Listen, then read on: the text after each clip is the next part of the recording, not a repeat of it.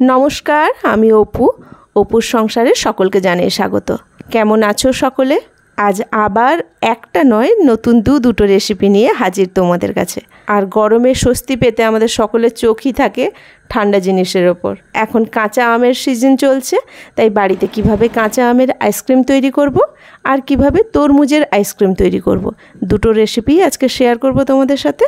তো চলো চটপট শুরু করে দিই। প্রথমে আমের আইসক্রিম বানানোর জন্য আমি আমটাকে কেটে নিয়েছি। আমটা টক আছে, তাই আমি খুব বেশি পরিমাণ আম দিলাম না। অর্ধেকটা আম কেটে আমি গরম জলে সেদ্ধ করতে বসিয়ে দিয়েছি। মিনিট 5-এর মধ্যেই আমটা সেদ্ধ হয়ে গেছে। এবার ছাঁকনিতে তুলে একটা বড় হাতা দিয়ে আমি এইভাবে চেপে চেপে আমের পাল্পটা বের করে নেব।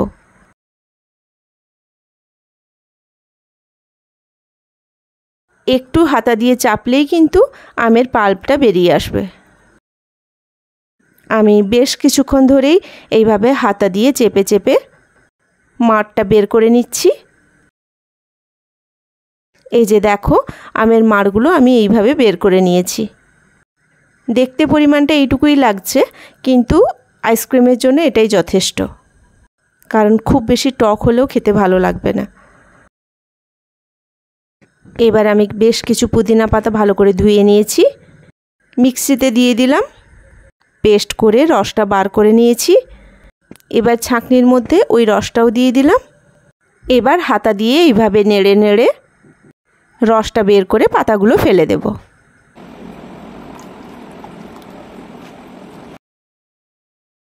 আর রসের ওপরে যেই ফেনা ভাবগুলো হয়ে গেছে, ওগুলো একটা হাতা দিয়ে সুন্দর করে ছেঁকে তুলে দেব। এবার ওর মধ্যে দিয়ে দিলাম 1 কাপ চিনি। এরপর দিলাম 1/2 চামচ বিট লবণ, 1/2 চামচ চাট মশলা। খুব ভালো করে এবার হাতা দিয়ে সবটা মাখিয়ে নেব। বেশ কিছুক্ষণ হাতা দিয়ে এইভাবে নাড়তে হবে, যাতে চিনিটা খুব ভালো করে মিশে যায়। আমার মাখানো হয়ে গেছে। এবার একটা আইসক্রিমের মোল্ড নিয়ে ওর মধ্যে রসটা ঢেলে দেব। রসটা পুরো মুখ অবধি ভর্তি করবে না, তাতে মাথাটা লাগাতে গেলে রসটা অনেকটা বাইরে পড়ে যায়। তাই মুখ অবধি ভর্তি না করে কিছুটা খালি রেখেই রসটা দিয়ে দেব। এবার ঢাকনা লাগিয়ে ডিপ ফ্রিজে ঘন্টা 4 রেখে দিলেই আইসক্রিম রেডি হয়ে যাবে।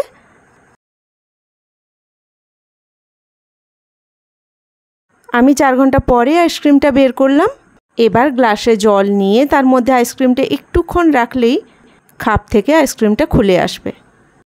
এইভাবে বাড়িতে বানাবে, দুর্দান্ত স্বাদ হয়। আমি খাবারে ফুড কালারটা ইউজ করি না, আর তাই কালার আনার জন্যে কিন্তু পুদিনা পাতাটা দিয়েছিলাম, কিন্তু বানানোর পরে দেখলাম স্বাদ দুর্দান্ত হয়। তোমরা এইভাবে পুদিনা পাতা চাট মশলা দিয়ে বানাবে, গরমে কিন্তু খেয়ে সত্যি তৃপ্তি পাবে। তো চলো এবার তরমুজের আইসক্রিমটা দেখে নিই। তার জন্যে আমি একটা বড় সাইজের তরমুজ নিয়ে নিয়েছি। তরমুজটা কেটে ভেতর থেকে লাল অংশটা বের করে নেব।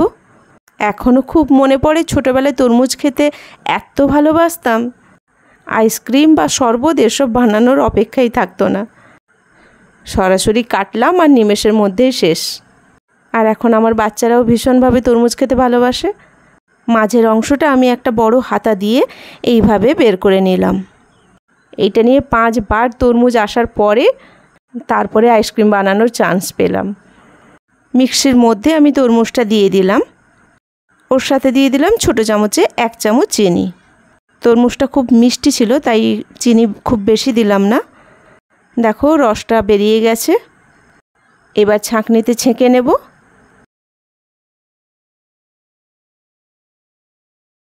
বড় হাতা দিয়ে একই রকমভাবে একটু এইভাবে নেড়ে নেড়ে দিলেই রসটা পুরোটা বেরিয়ে যাবে। তোমরা তরমুজের আইসক্রিম কখনো স্প্রাইট দিয়ে খেয়েছো কিনা আমি জানি না, তবে স্প্রাইট দিয়ে কিন্তু বানালে বেশ ভালোই লাগে খেতে। তার জন্যে আমি একটা স্প্রাইটের বোতল কিনে রেখেছিলাম।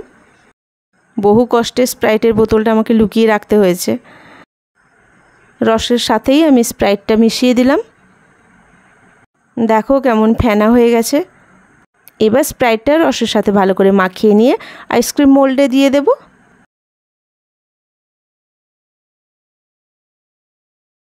ওই একই রকমভাবেই ভর্তি করব। একদম পুরো মুখ অবধি ভর্তি করব না, তাতে মুখটা বন্ধ করতে কষ্ট হয়। সবগুলোতে আমার ঢালা হয়ে গেছে। এবার মুখগুলো বন্ধ করে দেব। ফ্রিজে ঘন্টা 4 অপেক্ষা। আজকের ভিডিওটা যদি ভালো লেগে থাকে তাহলে অবশ্যই তোমরা লাইক দিও, কমেন্ট করে জানিও কেমন হলো।